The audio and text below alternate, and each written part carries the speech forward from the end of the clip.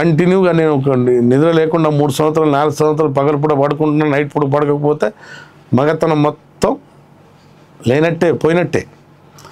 కాబట్టి testosterone hormone తగ్గిపోయినప్పుడు hypogonadism, కొందరికి అయితే ఇప్పుడు కామకోరికలు తగ్గిపోయి బాగా గోటీలు చిన్నగా అయిపోయి లో కాన్ఫిడెన్స్, బాడీలో స్ట్రెంత్ ఉండదు, కొంచెం నడిస్తే అలసట, అన్ని ఇబ్బందులు వస్తుంటాయి.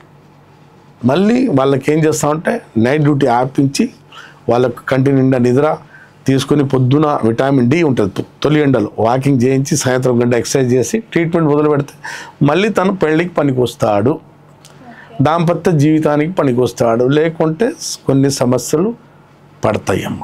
ఇప్పుడు చాలామంది నాతో ఏకభవించకపోవచ్చు, సార్ నేను చేస్తున్నాను, కొందరికి 3-4 సంవత్సరాలు 5 సంవత్సరాలు పడుతుంది. ఏం పడుతుంది? అంగస్తమన సమస్య పట్టేస్తుంది, చుట్టేస్తుంది. 3 సంవత్సరాలు కాదు 4 సంవత్సరాలు పట్టవచ్చు, కానీ నైట్ పడుకోకపోతే మాత్రం ఎవరికైనా.